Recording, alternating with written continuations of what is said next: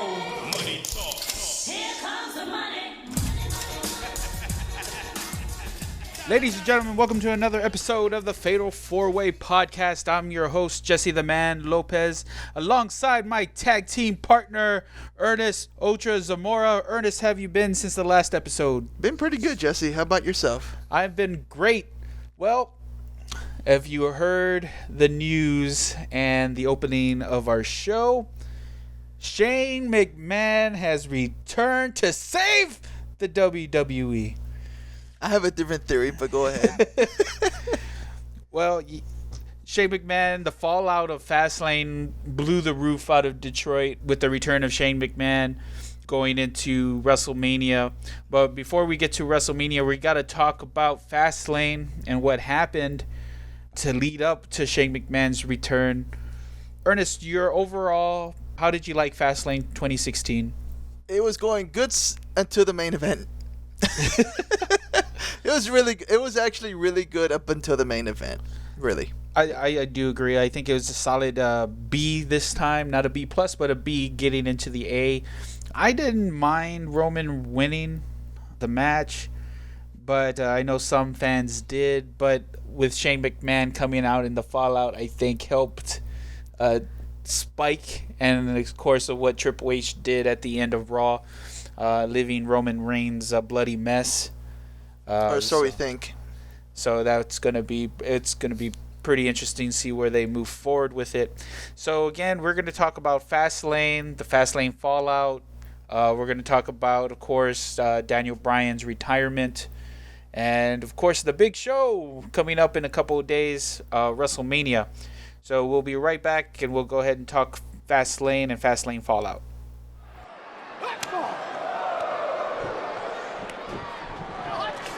Styles drops in the corner.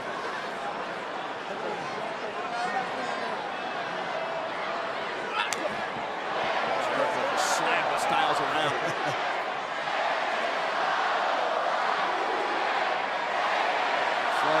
Jericho might be thinking superplex. This doesn't end well for somebody. Styles able to slip down. Great move. That somebody is Chris Jericho. Jericho jaw first off the top turnbuckle.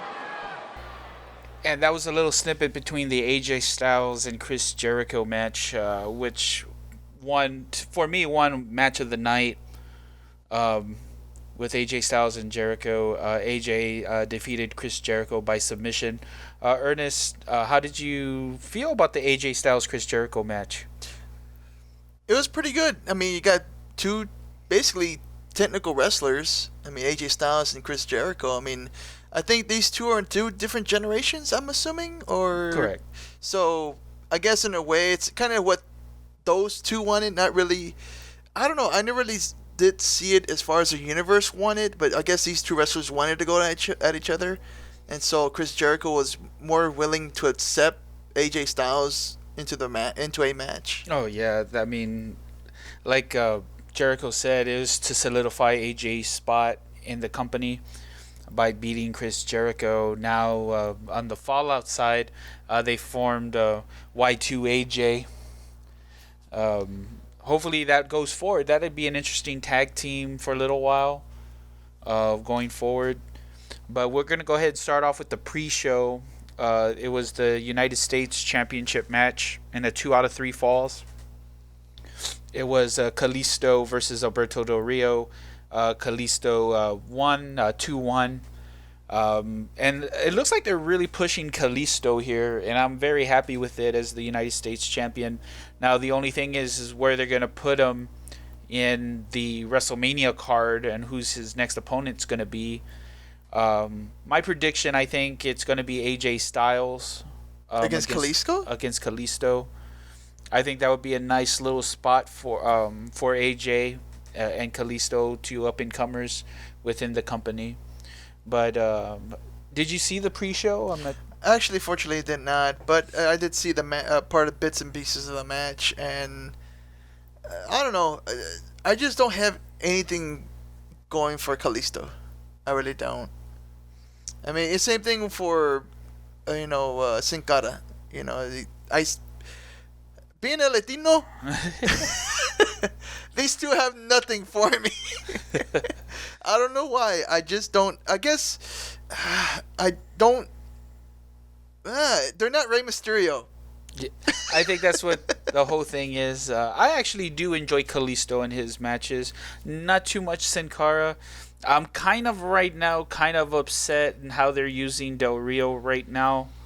With the roster so thin, they could be pushing Alberto a little bit harder than what they're doing. Actually, I'm going to disagree with you. I actually think they are pushing Del Rio a little bit. They kind of have to because they owe it to Del Rio. I don't know, man. Maybe it's something Del Rio wants. Maybe he wants a feud with Kalisto and the other Latino wrestlers. I don't know, man. I think they could be putting on more singles matches than what they're doing.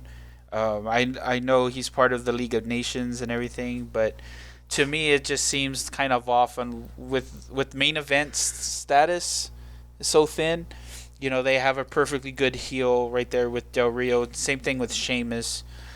But now we go into in no particular order on the card. The next one that I thought was it was an okay match. Was the women's tag match. It was Becky Lynch and Sasha Banks versus Naomi and Tamina. Again, good showing by Becky Lynch and Sasha Banks. Same thing with Naomi and Tamina. The winners, of course, Becky Lynch and Sasha. Again, this is where it's falling out, man. I think they're prepping to get the Divas Revolution now going into effect. But again, the Divas tag matches are pointless to me if they don't have anything fighting for. Yeah, true. I got upset with the 6-man, the Team Page, blah blah blah blah, Team Bad, and all them. I was getting upset with that because there's no point in it. Yeah, okay, we're trying to find out who's the most, which female stable is better, but there's no prize at the end of that tunnel, so it's pointless. There's only one prize, and that's the Divas Championship. But a good showing for Becky Lynch and Sasha Banks. I think we are awaiting Sasha Banks versus Charlotte at WrestleMania. I think that's where they're going to go for. Yeah, I think so too. Ernest, is it time for them to look maybe elsewhere coming into the Divas division now? Now that Bree's leaving now by June. Do you think who do you think is going to fill that spot? Who do we have left? Are we talking about development and NXT or Indies? In general, who do you think might come into that spot? Well, one for one, everybody's expecting Bayley to debut in Raw. I don't know. I mean, even NXT women's division right now is kind of thin. Because they don't have that much women at the moment, and if they are, they're still in development. They're not ready. I don't know. Bailey's like the only one I can think of them calling up. And we'll just go into that. Of course, Charlotte with Ric Flair defeated Brie Bella, which I think they both had a good showing. Brie did more moves than I thought she was going to do in the match. So, I mean, like I said, she's not going to re-sign with the company. She's going to be leaving with her husband, Daniel. But with Brie in that match... one thing I'm glad... Well, that's one thing I didn't know. I didn't know she was leaving the company. Yeah. But I think now you say that's to be expected, because one thing I would have hated is for Charlotte to drop the title to Brie, just for the sake of Daniel Bryan. Well, that's one thing I was fearing. They did a lot of that. I wouldn't have mind Brie winning the championship and then dropping it, but I think they have such a bigger picture with the Divas division coming into WrestleMania that they know that they got to do something, and this is their one chance to capitalize. Because the last couple main events kind of were iffy. But with Brie leaving, unfortunately, and she's improved quite significantly from her time in WWE. It's kind of sad to see her go, but she wants to be, stand by her man. You know what I mean?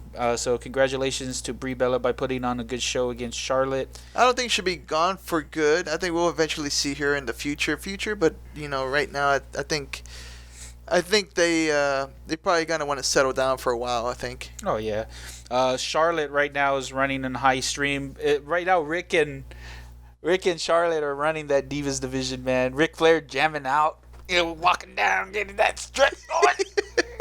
I like Ric Flair. No matter what, you got to strut. He was jamming out. That was a really good. To me, that was a good match. The next one, of course, Kevin Owens versus Dolph Ziggler for the IC title. Kevin Owens once again, my man, retains. Kevin Owens. Oh yeah. These two put on. I mean, we've been seeing it over and over, but they put on such good matches, man. It's kind of. I think for a moment too, for quite a while, they actually had the night. Oh yeah, they had the night. It's good. It could be between Kevin Owens, Dolph Ziggler, and AJ and Chris Jericho. Yeah. On who stole the show. I'm going more with AJ Styles and Chris Jericho just because, on my opinion, it's more wrestling. As opposed to Kevin Owens and Dolph Ziggler, but man, these guys, Kevin Owens and Dolph Ziggler, workers, man. They know what they're doing, and I'm very impressed. This is one of Dolph Ziggler's top rivalries, I think, working with Kevin Owens. And Kevin Owens being the Intercontinental Champion too. Yeah, I love it best when he's actually a champion and he's top heel. That's when we see Kevin Owens at his best. Oh yeah. So the next question I think is where's gonna put Kevin Owens at WrestleMania? That's my next one. On who he's gonna face. I could be wrong with Kalisto AJ. I could also see him work with Kevin Owens. I think for the IC championship as well. But I really don't know where they're gonna put Kevin Owens in the card right now. Kevin Owens is a question mark. Same thing with Dolph Ziggler. Dolph Ziggler is a question mark. And if he's even going to appear on the show, more than likely he is. The next match we have is the 6-man Big Show, Kane, and Ryback versus the Wyatt family. Yeah, it was a. What happened? That was a not too good of a match, man. It was a weird showing between these guys.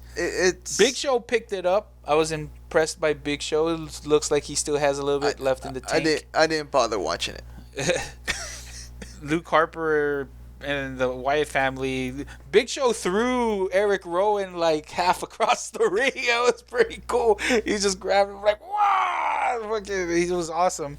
But other than that, man, yeah, it was kind of a snoozer. Kane, Ryback, and Big Show won. And then on the fallout from that, Ryback, they had a rematch, but this time with Bray Wyatt in the match. And Ryback walked out on Big Show and Kane. That I did not know. So basically Ryback got upset because he won the match last night for the team. Said, he doesn't hold any grudges to Big Show and Kane, but he feels that he shouldn't have carried the team twice. And so Ryback took off. The Wyatt family ended up winning that match. It sucks because Ryback is a really good talent, but I don't know, there's no connection to him. Yeah, I mean, maybe if he goes heel, like where they're kind of going with it. I don't know. I just don't know. I see no connection to Ryback. I don't know why. And they flipped Big Show back to a face. Kane is in the middle. Is it Demon Kane we're still talking about? Yeah. Okay. So he's in the middle. Show's face. Ryback looks like he's going to be flipping to a heel. So it's going to be interesting where they would what they're going to do with Ryback. Maybe he's going to have a feud with Big Show again. I'm not too sure. Then of course we had this one I'm a little upset at. because I think this should have been the pre-show match as opposed to Kalisto and Alberto Del Rio. But that was Curtis Axel versus R-Truth. Yeah, that was another kind of a snoozer. But it all kind of putting together because they want to team up with Goldust. Goldust came out near the end of the match, cost R-Truth the match. But other than that, I mean, trying to get those 4 guys going is tough with the Social Outcast.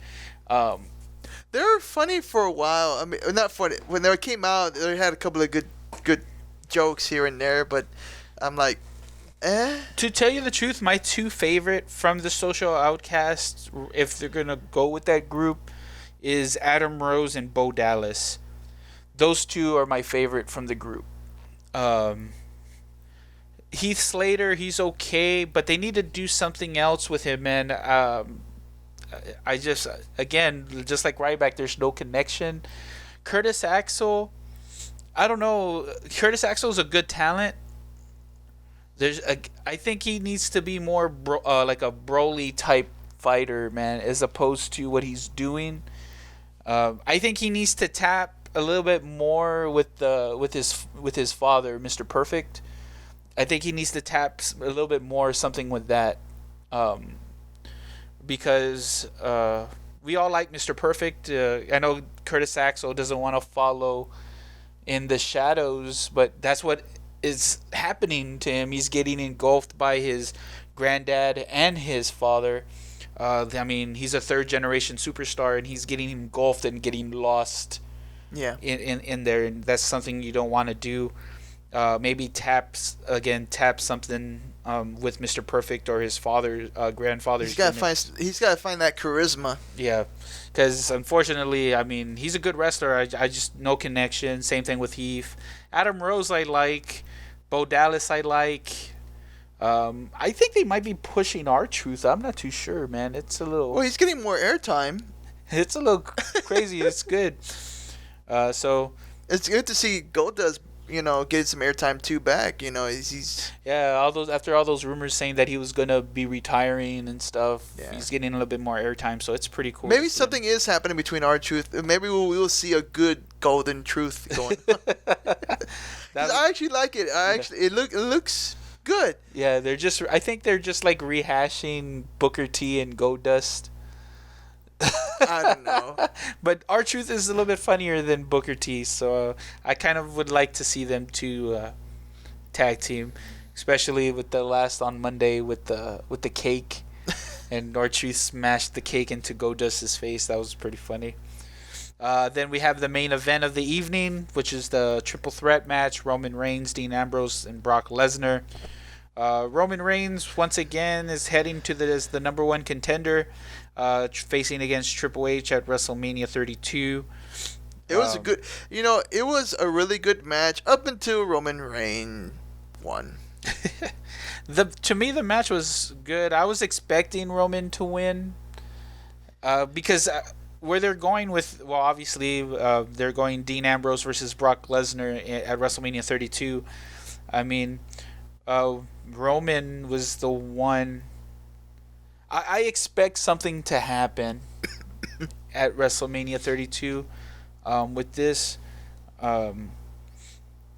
What it is, I'm not too sure yet, but it's there. There's a seed that's planted, and something is gonna happen. But the overall, of course, you had to, with WrestleMania next month, you had to plant the seeds if you're gonna have Dean Ambrose versus Brock. So that's. But that's stupid. That is stupid. And there's people on Twitter that agree with me that it is stupid to have to have Brock Lesnar versus Dean Ambrose. I mean, did you see what he did to Dean Ambrose? He just tossed him around the fucking ring. I mean, but then it's gonna be apparently a street fight, which still doesn't fucking matter because he's still gonna tear him up like their fucking car. But see, that's the whole point.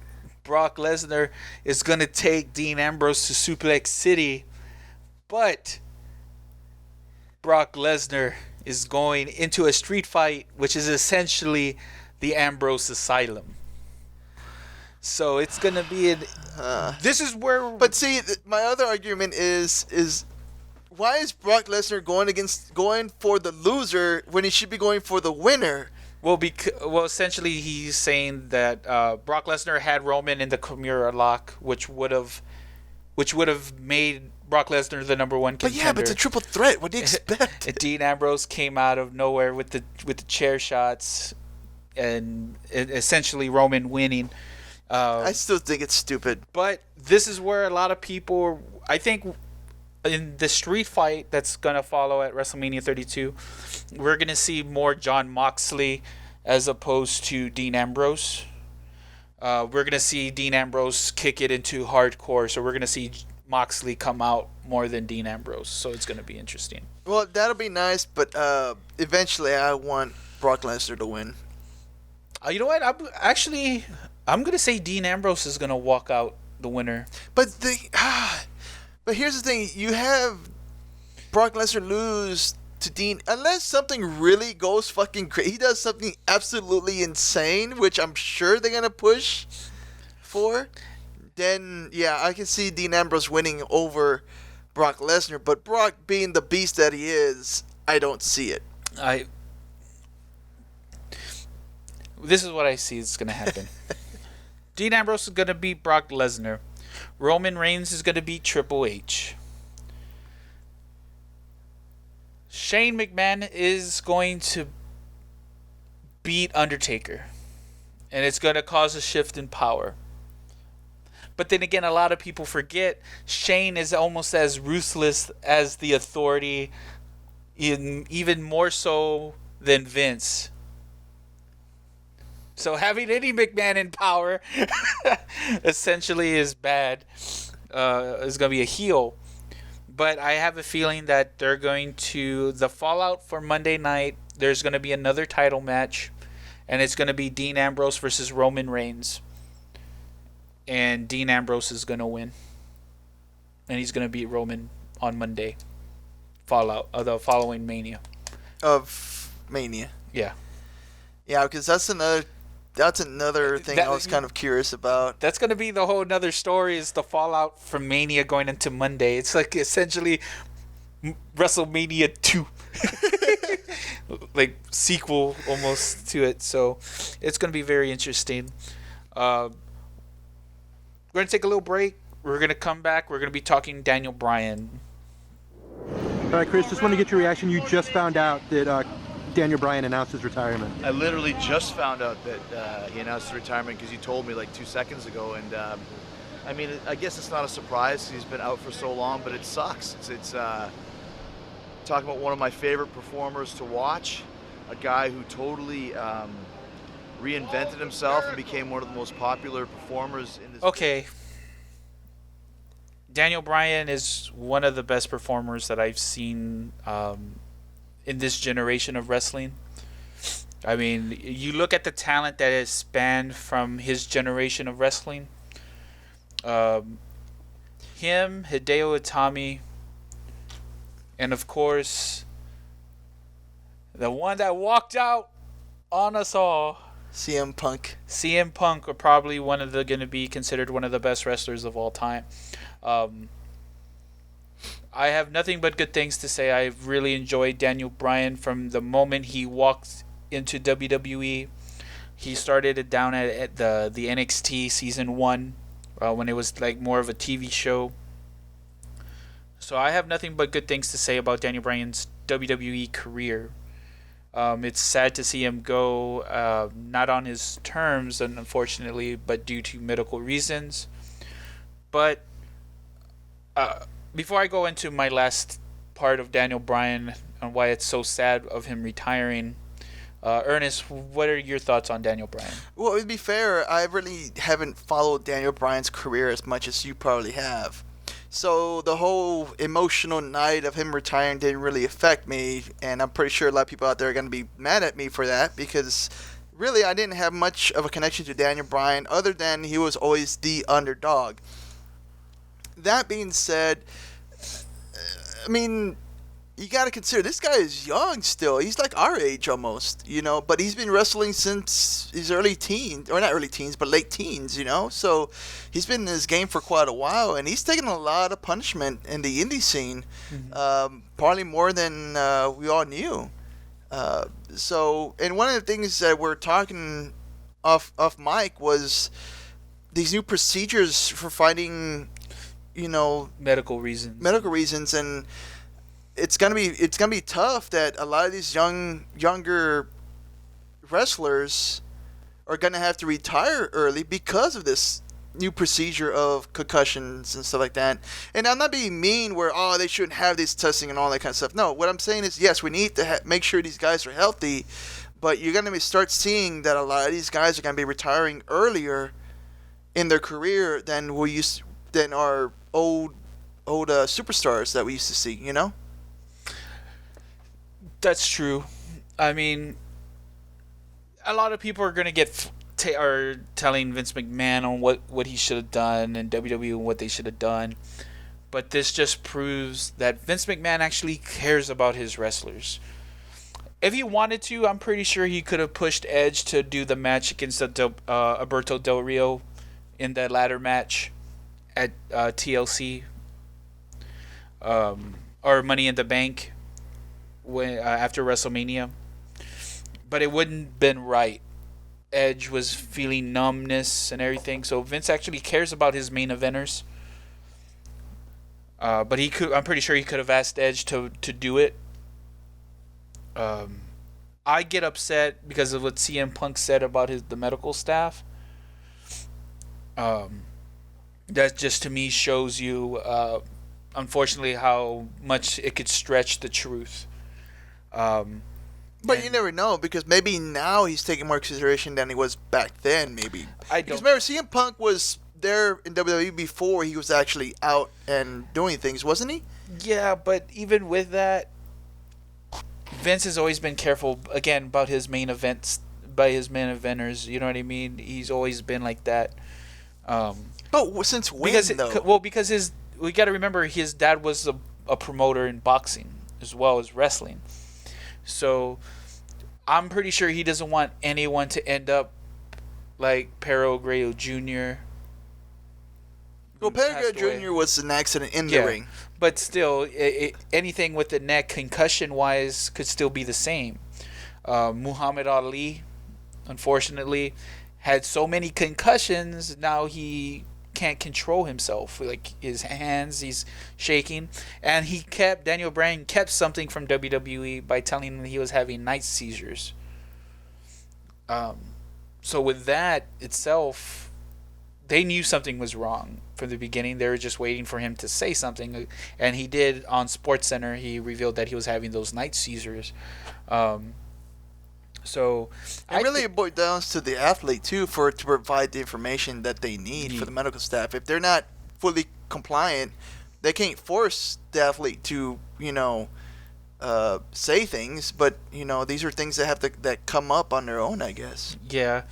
Now comes the next question: is Daniel Bryan Hall of Fame worthy?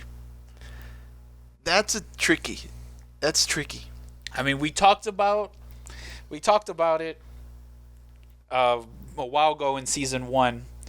Now that it's happened and he's done retired, now it's raising the question, and I guess we could finish it.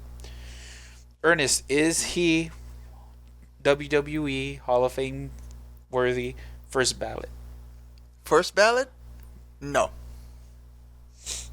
Later down the year? Yes. Let him do some charity work. Let him do some good deeds, and then stick him in the Hall of Fame. Because the thing is, I think with Daniel Bryan, his legacy in the indie scene, it's much more greater than his scene at WWE. Because he was always, ever since he got into WWE, it seems like his injuries always got the best of him when he was in the WWE. Versus his indie scene, and of course, being the indie scene, you don't really have, the medical care that you do with the WWE, so you can go longer. You can make better impressions in the indie scene than you do with the WWE. Because the WWE, you get hurt, you're out for like months. And that takes a lot of time out of your career there. I do agree with you. Unfortunately, to me, he's done enough indie for a Hall of Fame. But to be in the WWE Hall of Fame, his career wasn't enough. Unfortunately, his career doesn't stack up to the first ballot Hall of Famers. Of course, this is what we're thinking. We know in WWE's terms, they're going to probably think differently as far as... It's all in all, it's wrestling. Yeah. But when it comes down to WWE status, I think he was a 3-time WWE champion. He was Intercontinental champion. He was U.S. champion. He was a tag team champion. So he has the multi-titles. But to me, each title reign was kind of short. Not due to injury. Or vacated. Well, the vacated stuff was due to injury. Yeah, that's what I'm saying. But he didn't really get to... Like, as soon as he got a title, he had to vacate it because of an injury. Yeah. So he didn't really have that run with the title. He just won it and then gave it up, essentially. Yeah, I mean, his memorable runs were with the United States Championship earlier on, and his tag team with Kane, with Team Hell No. But again, when you look at first ballot Hall of Famers that went in, unfortunately, Eddie Guerrero with the death. Then you had obviously Sting, even though technically it's 1 year off.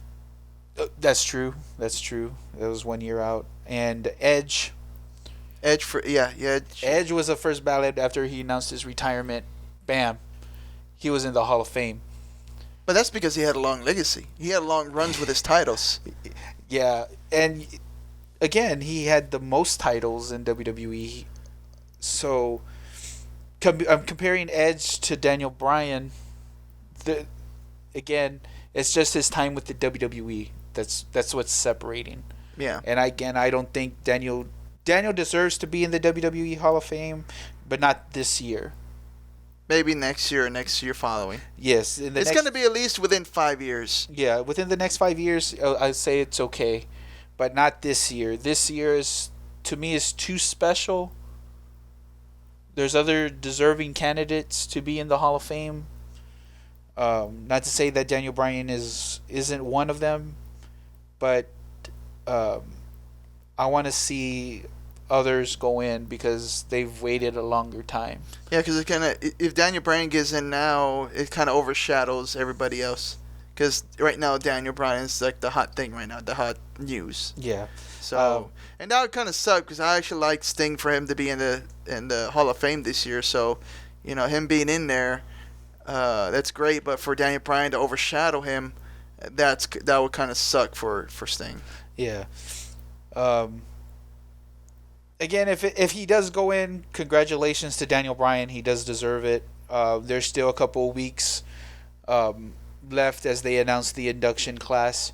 Which has technically been leaked, but then again, it can always change because it's been leaked. Yeah, and Daniel Bryan, of course. So if he does get in, congratulations. I won't be upset about it, but because he does deserve in. But again, I don't think he deserves to be in this one. I think he deserves to be a headliner in his own class, not a co-main event with Sting. Yeah.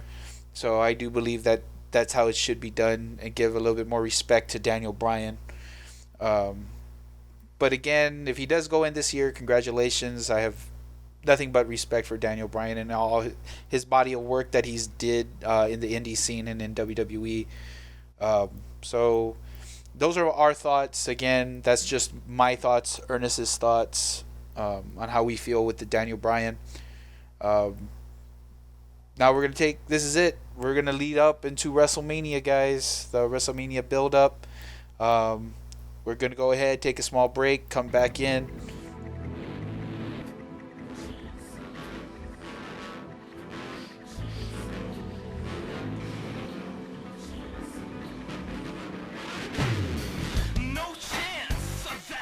Well, we got WrestleMania around the corner. The first 3 matches that have been announced, I guess I could do my quick predictions. Shane McMahon, Dean Ambrose, Roman Reigns. Those are your 3 winners. Unfortunately, I'm going to have to agree with you.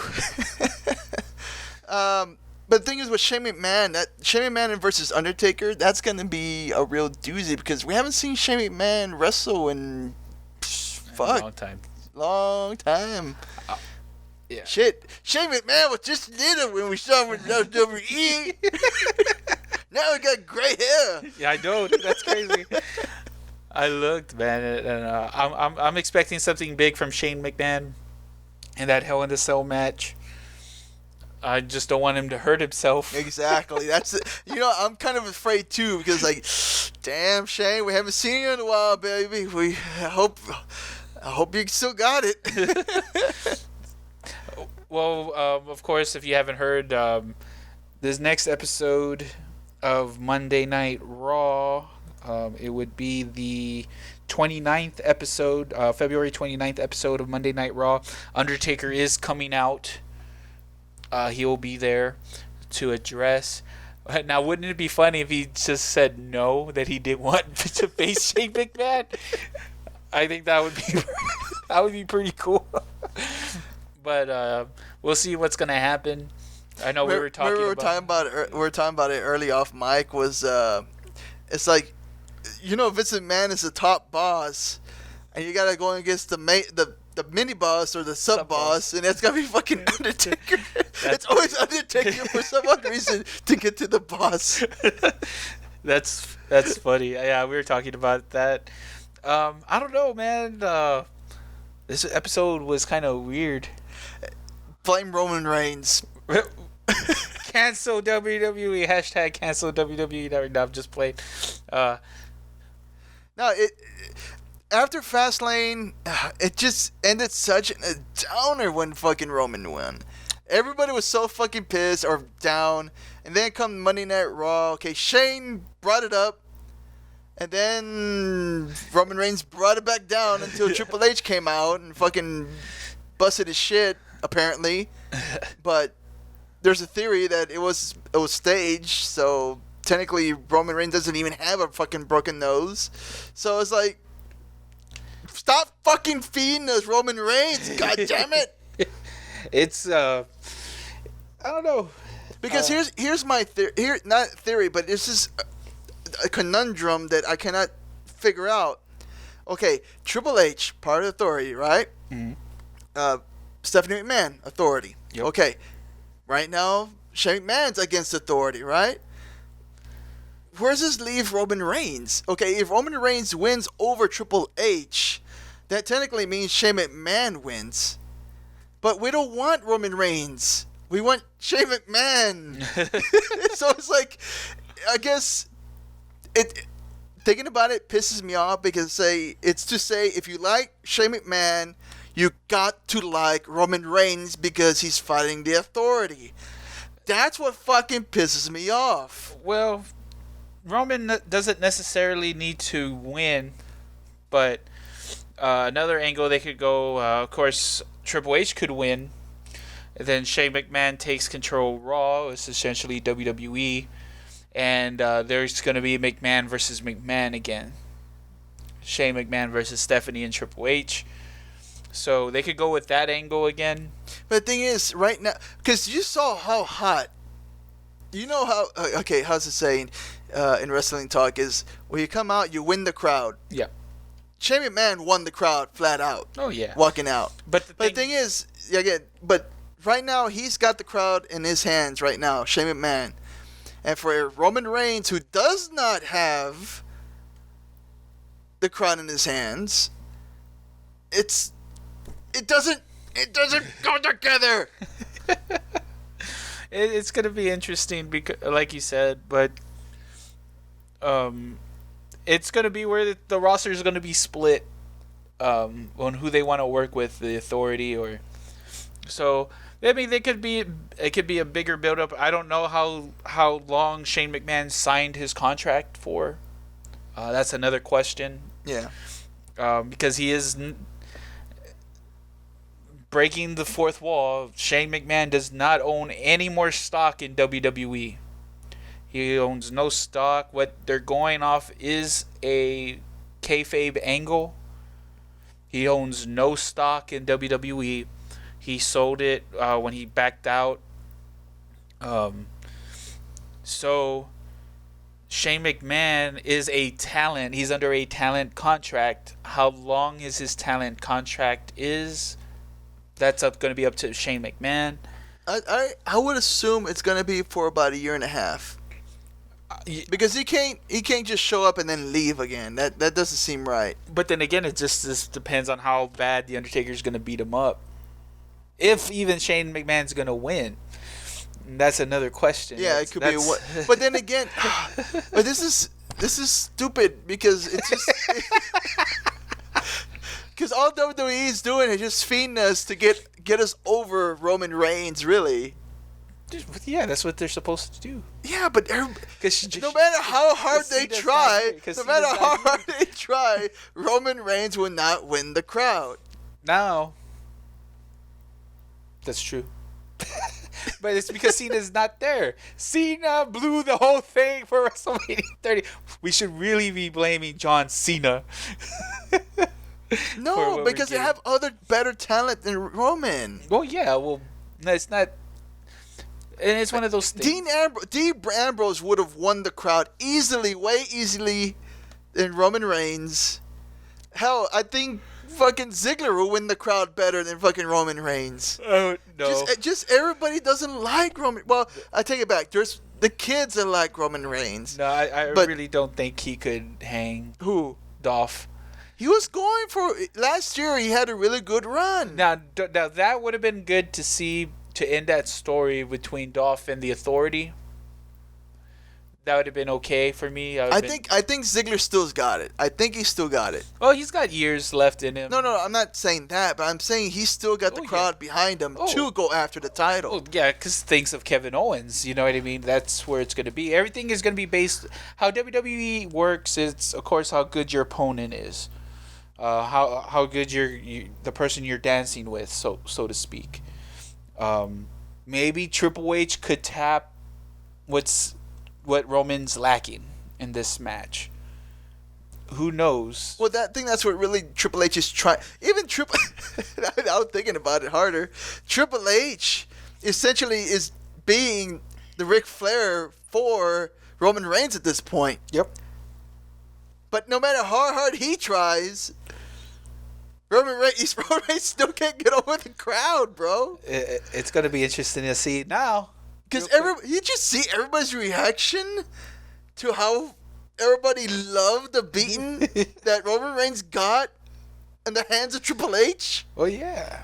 Who doesn't? Everybody loved it. Who doesn't like a good beatdown?